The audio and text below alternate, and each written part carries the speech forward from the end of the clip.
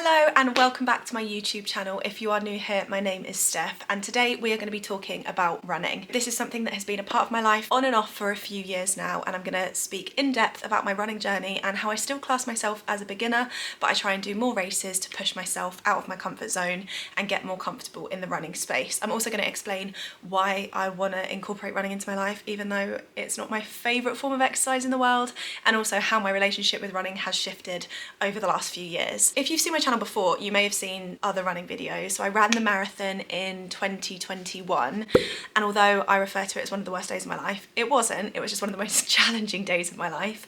I still very much class myself as a beginner runner. Basically, after the marathon, I raised a lot of money for Alzheimer's Research UK, and I ran it in honour of my granddad that passed away.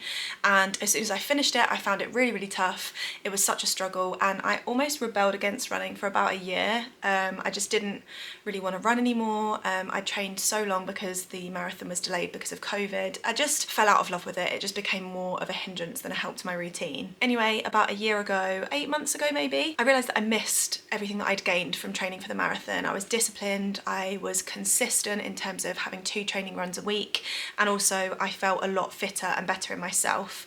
I also felt like it really benefited my mental health as well. So say for example I was in a stressful, heightened situation with work, or I felt anxious, running was the one thing that I definitely felt helped me switch off. I felt like I was actually running away from my problems and then come back with a clear head and be able to face them. So I just really wanted to feel motivated again within my running journey, and I just wasn't after the marathon. So the last few months since that video has been posted has basically been about me falling in love with running again and trying to make it a part of my routine. So about 4 months ago, I decided I was going to book in for a half marathon race in Oxford. It was the Oxford half, and I think I had 16 weeks before I booked the race in advance, so that I knew I had 16 weeks to kind of get back into it.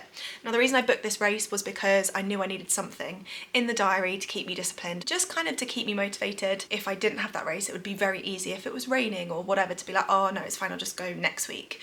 Whereas because I had that race, it was like, if I don't stick to my training plan, I am not going to survive that race. That is what I decided to do. I booked in, I set myself that time frame, and I set myself that target. And one huge thing about me is I do not care about how fast I run. For me, it's amazing to be on my feet for that amount of time. Even just getting out for a run for me is a massive celebration. So a little mantra that I have lived by for the last 4 months is finish lines, not finish times. It's all about getting it done, getting out there, rather than what was my pace?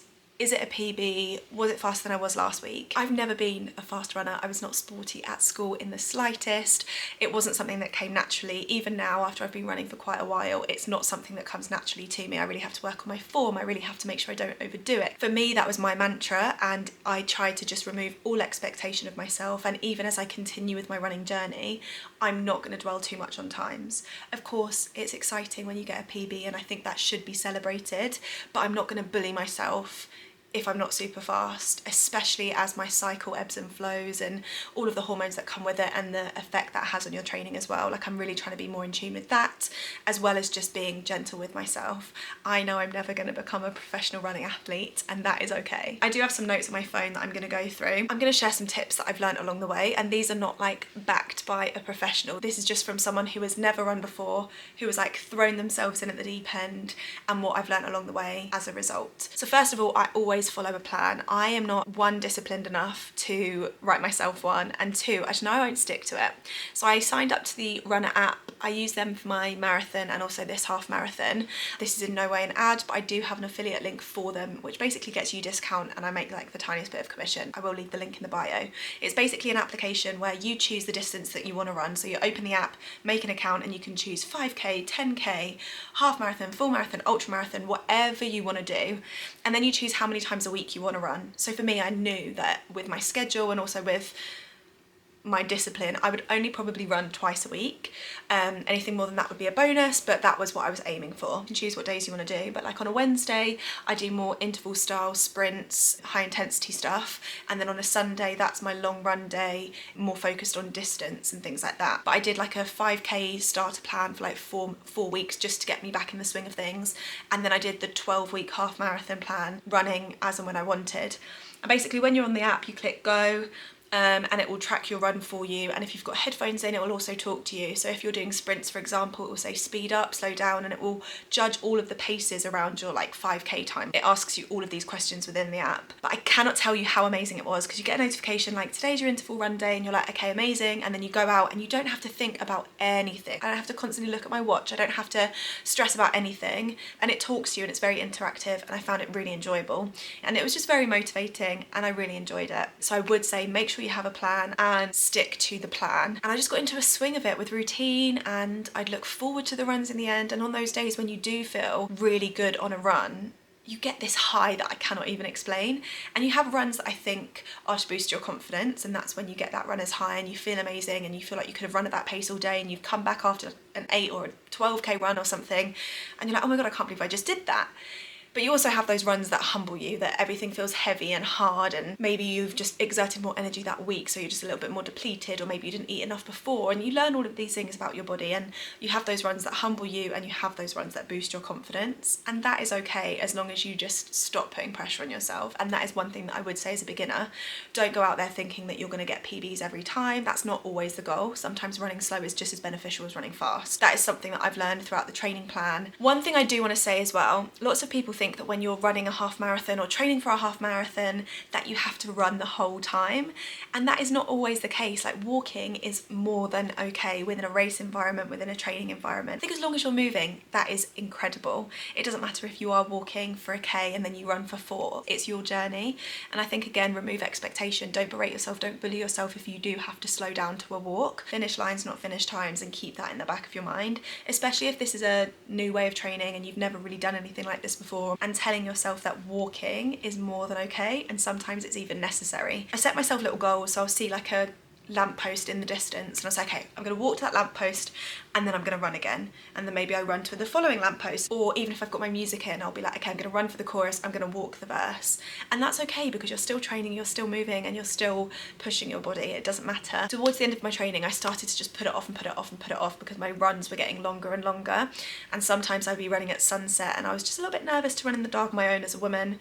So I actually downloaded an app called Life 360, which basically tracks where you are, and my boyfriend had access to that, and I would tell him where I was running. When you see that I get halfway, which is like this particular point, please can you just send me a little message? And I'd get to the particular point and then I just get a little message on my watch that's like, keep going, well done, you're doing amazing, whatever.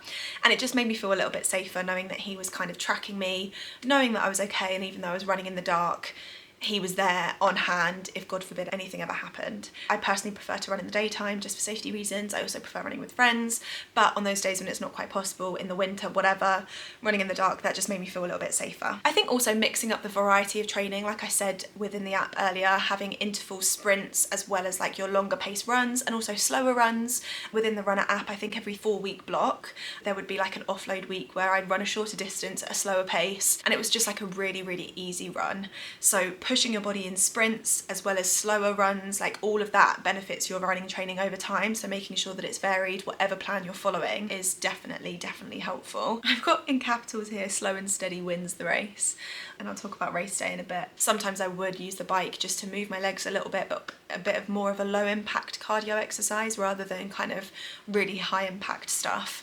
I will say also that alongside my running training, I was doing weights training as well. So certain things like weighted step ups, like just strengthening all the muscles around the joints in my legs to make sure that I was supporting them and trying to prevent injury as best as I possibly could. Like I said about fast running and slow running being beneficial, rest is so beneficial. And I think sometimes we think that the more we do it, the fitter we'll get, the stronger we'll get, but you need to let your muscles recover and you need to let your joints recover, and stretching and all of that kind of stuff.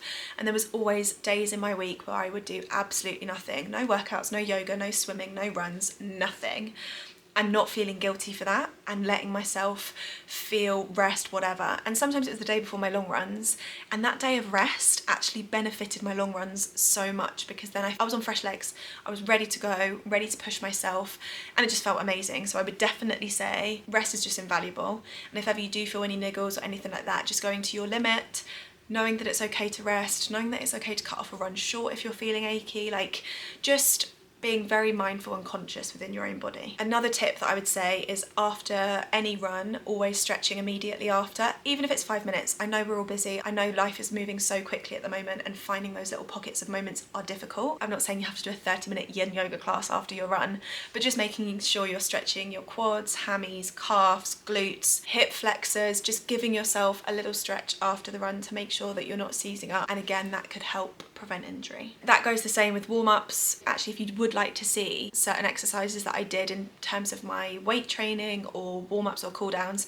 I would be happy to share content like that, maybe like a beginner-friendly running training video with all of those things, like my standard warm-ups, my standard strength circuits that I would do during the week, as well as my cool-downs. I'm more than happy to do that. I think it's quite hard to explain when I'm just like sat here, but let me know in the comments if that is something that you would want. I think it's also really important to celebrate all of the wins. Like the first time I went on a 5k run after kind of rebelling against running from the full marathon, that was a huge celebration for me because I couldn't even run 5k before I ran the marathon. It is really amazing to see the momentum pick up as you're consistent with your training. Like I said earlier, I wasn't too fussed on times, but if I did get a PB, even if it was accidental and it was just like a good day, I still made sure that I celebrated myself because every win is a win. And I think if you are watching this thinking, oh, I really want to get into running, but I don't know where to start, I feel too much of a beginner, I'm worried, I would say just start. It doesn't even have to be a 5k that you do on your first run. Obviously there's amazing apps like Couch to 5k and all of that kind of stuff, but even just going out for 5 minutes, 10 minutes, building it up slowly, building your confidence slowly. Just get out there and do it. Feel the adrenaline rush and get it done. Let's talk about the actual half marathon itself now, because there's certain things throughout it that I have learned in terms of attire, fueling, all of that kind of stuff. And I might touch a little bit later on kind of the things that I did wrong within the race on race day. Obviously fueling up before your run. So usually a couple of hours before I'd go out on my long run. I practiced all of this in training as well. So I kind of tried to keep my morning routine as I'd kind of want it on race day. So I would have like a big bowl of porridge with berries, nut butter, that kind of stuff, really fuel myself up, and then leave it a few hours to fully digest, and then I'd go on my run. When I was in my run, on runs that were kind of longer than 90 minutes, I would make sure that I ate after the first half an hour of running, and then it was kind of every half an hour after that, or whenever I felt hungry or lacking energy. And my favourite snacks were kind of dried fruits in terms of like dates, mango, cranberries. On some runs I did just take sugary sweets just because I didn't want to have to carry loads. I didn't love doing that because I noticed my skin would break out and all of that kind of stuff, so I did prefer doing it more with the fresh fruits and stuff. I've not really delved into the gel side of things yet. That is something that I want to do next. One mistake that I did make in the run was the certain snacks that I chose. I had like dried mangoes, dates and sweets, and it was just a lot of chewing over the hours that I was running for in the half marathon. And I think if I had gels, it may be easier, just get the calories in, get the carbohydrates in and get the energy in, rather than having to chew and chew and chew and chew. Running and eating is obviously not something that we do all the time, right? And you have to train your digestive system and make sure that no accidents happen. And also try different things. Like what works for me will be very different to what works for you, and there's so many different running blogs out there with different snack suggestions and everything like that. Also I always had a running vest, which I will link below, that had water, my snacks and my phone and everything like that. And I used to always have one pouch with squash in and one pouch with water, because sometimes you drink water and it didn't feel like it was quenching my thirst, whereas when I have squash it just freshens your mouth a little bit, and I just found it nice to have the both. And then obviously after running you want to get in your carbohydrates, your protein, have a big feed. I used to love coming home and having like fresh bread with grilled tempeh on it and sometimes some like caramelized onion chutney and like whatever my body was craving. I loved big bowls of pasta, but always coming back and having a big feed, making sure you are refeeding, refueling, and making sure you get the calories in, because you would have burnt so much throughout that running duration. In terms of running attire, I've got to the point where I've got a uniform with my running. I know what works for me, I know what I feel comfortable in, I know that what I don't feel self-conscious in, and I'll be honest, I have 2 of everything for my 2 runs a week. In terms of sports bras, I love like a Lorna Jane or an Under Armour sports bra. Then I'd usually wear like a body, like a vest top, or depending on if it was really cold or not, maybe more of like a long sleeve top. And I recommend brands like Tala or Under Armour again, or Lululemon for some of their like longer skins. Then I have a running jacket as well, one from USA Pro that I highly recommend.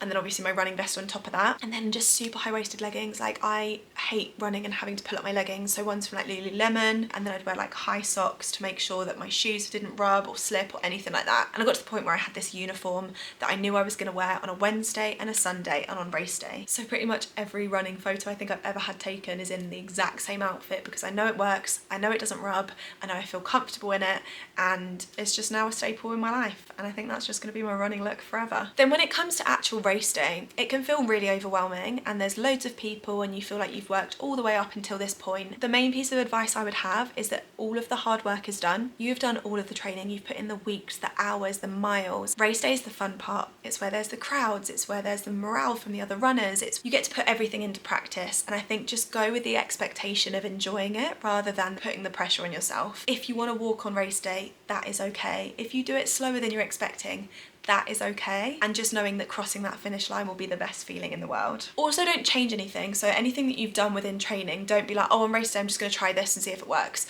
Try and take it back to what you've known up until this point, and just sticking with everything that you've learned and everything that you've trialed out before. Try not to change anything. At the start, adrenaline is going to be high, energy is going to be high, and it is so easy to go out off the bat letting that adrenaline take over. I know in my full marathon I went out running and I was like, oh my god, I'm an athlete, I feel so strong, I feel so fit, I feel, oh my god, this feels so easy. And then about 5k in I crashed and was like, holy hell. And it was because I was running on pure adrenaline. So if you can, focus on pulling back. Like when the race starts, everyone's going to start sprinting off.